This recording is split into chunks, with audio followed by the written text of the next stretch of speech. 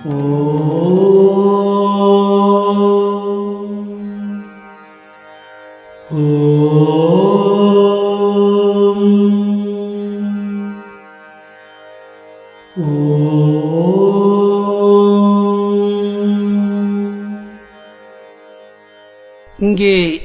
நாம் காண்பது கைலாயம்.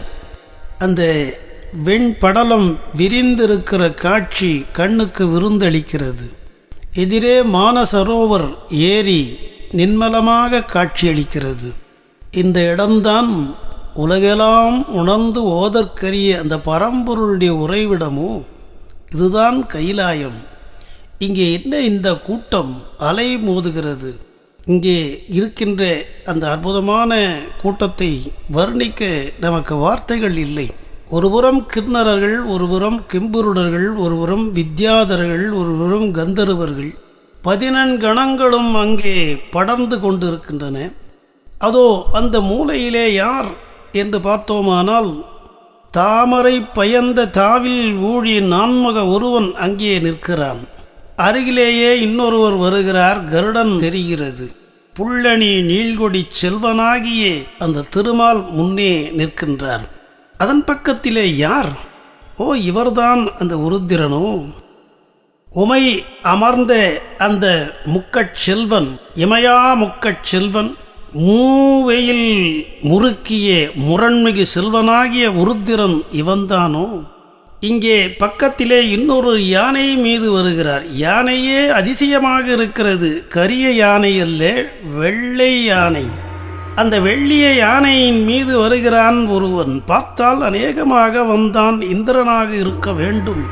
110 அடுக்கிய நாட்டத்து 100 வேள்வி முற்றிய வென்றடு கொற்றத்து இந்திரன் தான் அவன்.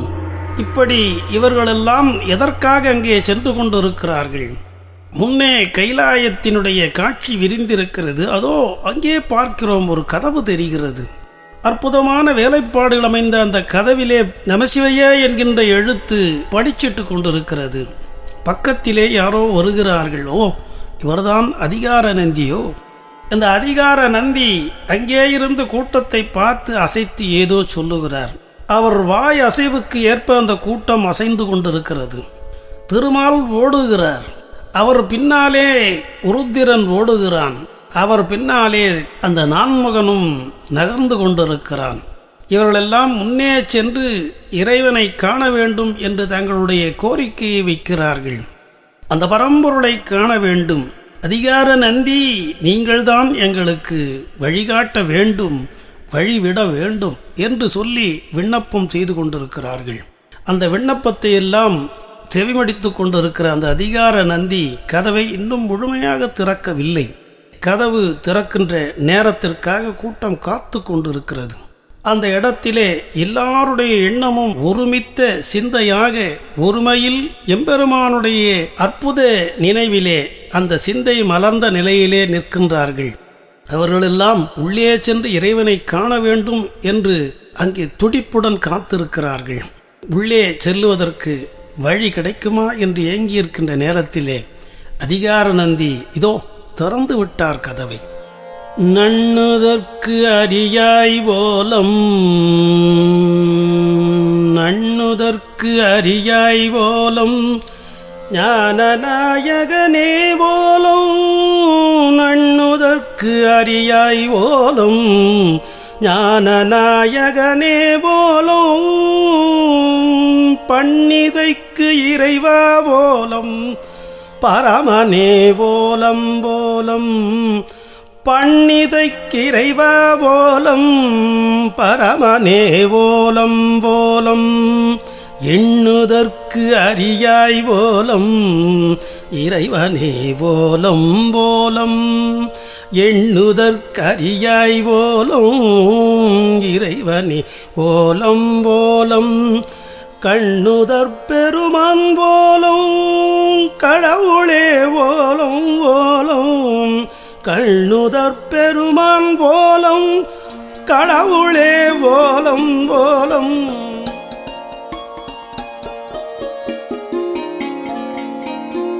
என்று எல்லாரும் ஓலமிட்டு கொண்டிருக்கிறார்கள். பெருமானை காண வேண்டுமே குறைகளை பெருமான் முன் சமர்ப்பித்து குறைகளை நிவர்த்தி செய்து கொள்வதற்காக பெருமான் வரமாட்டானா, காட்சி அளிக்க மாட்டானா என்று ஓலமிட்டு கொண்டு நிற்கின்ற கூட்டம். திடீரென ஒரு ஒளி தோன்றுகிறது. அங்கே பார்த்தால் அந்த பரமன் வருகிற அந்த காட்சி மெல்ல மெல்ல விரிகிறது.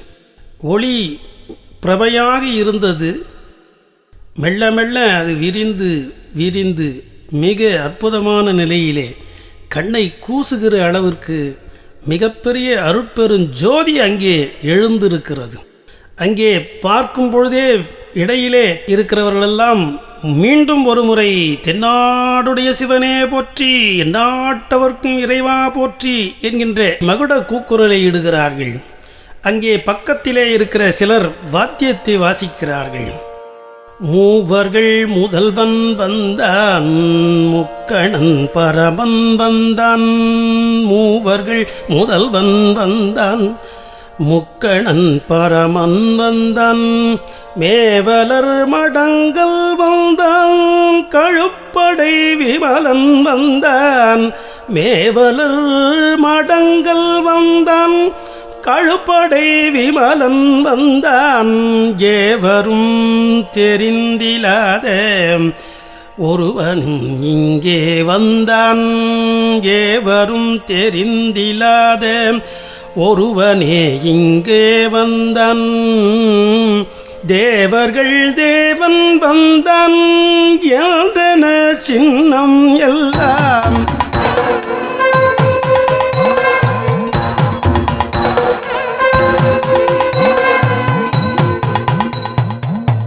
சின்னங்களெல்லாம் அங்கே ஊதுகின்றன, இயம்புகின்றன. அற்புதமான முறையிலே பெருமானுடைய வருகையை அறிவிக்கின்றன.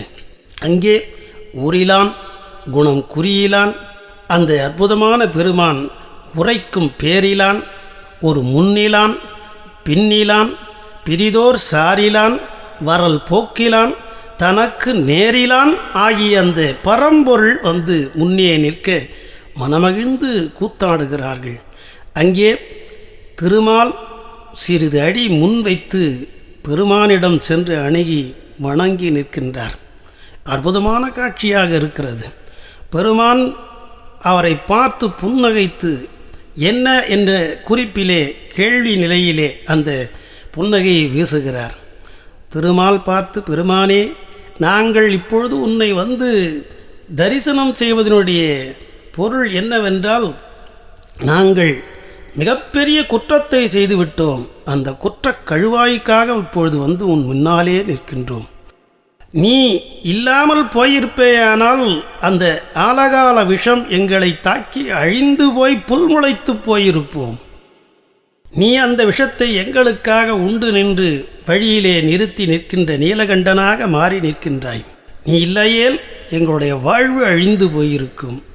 அந்த நன்றியை நாங்கள் மறந்துவிட்டோம். குற்றத்திலெல்லாம் மிகப்பெரிய குற்றம் நன்றி மறக்கின்ற குற்றம் என்று அறம் சொல்லுகிறது. என்னன்றி கொன்றார்க்கும் உய்வுண்டாம், உய்வில்லை செய்நன்றி கொன்ற மகற்கு என்கின்ற அந்த வாக்கின்படியாக நாங்களெல்லாம் நன்றி கொன்றுவிட்ட நிலையிலே ஒரு பெரிய குற்றத்தை செய்திருக்கிறோம். அந்த குற்றத்துக்கு கழுவாயாக உன்னை அணுகி நிற்கின்றோம்.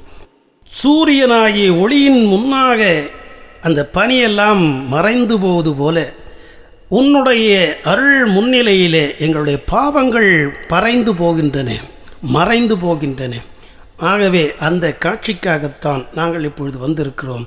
நன்றி கொன்ற குற்றத்துக்கான கழுவாய் தேடி இந்த அற்புதமான தரிசனத்தை கண்டு களிக்க வந்தோம் என்று சொல்ல, பெருமான் உடனே அவர்களுக்கு அருளுரை செய்து, இதோ பாருங்கள், உங்களுக்குரிய அற்புதமான நடன காட்சியை அந்த நந்தியின் கொம்பிடையே நான் நடத்தி காட்ட நீங்களெல்லாம் கண்டு களித்து உங்கள் பாவம் ஒழிந்து திருவடியினுடைய இன்பத்தை என்றும் மாந்தி இருக்கும்படியாக உங்களுக்கு அருள் புரிகிறோம் என்று அவர் சொன்னதாக ஒரு வரலாறு அங்கே மீண்டும் மீண்டும் பார்க்கவும் கேட்கவும் நின்று நினைக்கவும் சிந்தையில் தெவிட்டாத நினைவாக சுழலவும் அங்கேயே அந்த அற்புதமான காட்சி நடந்து கொண்டிருக்கிறது.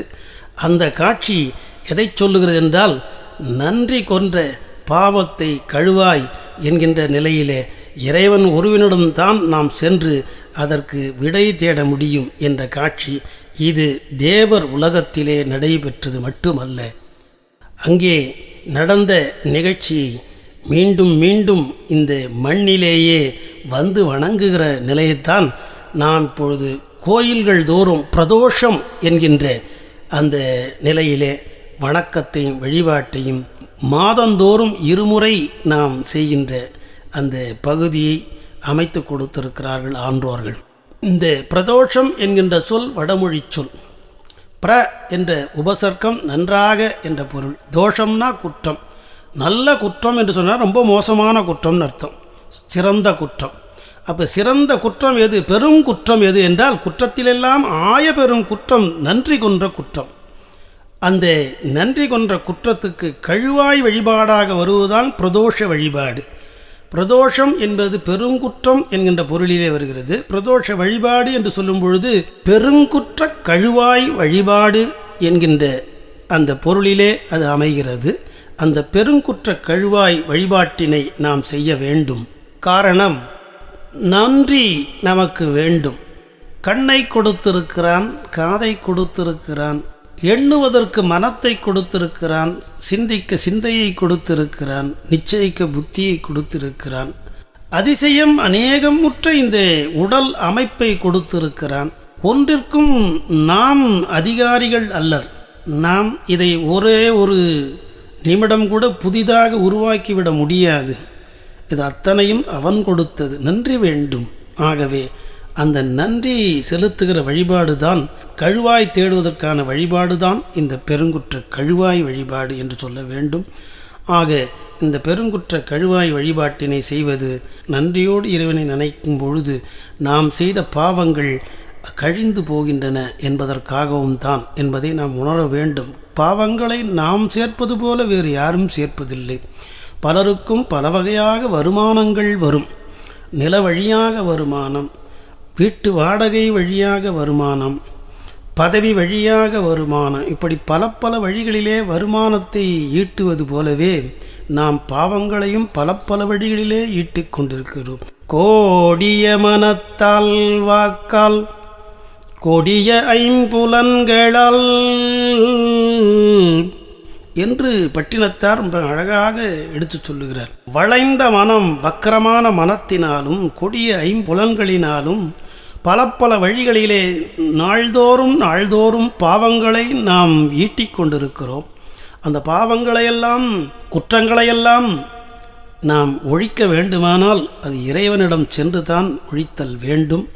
அந்த இறைவனிடம் சென்று வழிபாடு செய்கின்ற நிலையிலே அந்த வழிபாடு எப்படி இருக்க வேண்டுமானால் அறிவுபூர்வமாக இருக்க வேண்டும். காரணம், இறைவன் அறிவுபூர்வமானவன், பேரறிவு பரம்பொருள்.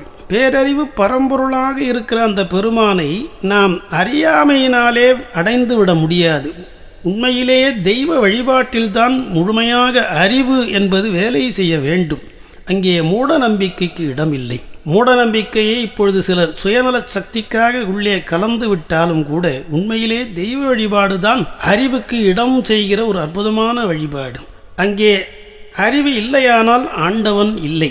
நுண்ணறிவால் வழிபாடு செய்வார்க்கு உடையான் என்பது ஞானசம்பந்தருடைய வாக்கு. அறிவு, பேரறிவு பரம்பொருளிடம் அறியாமை நில்லாது, ஒளி முன்னாலே இருள் நில்லாது.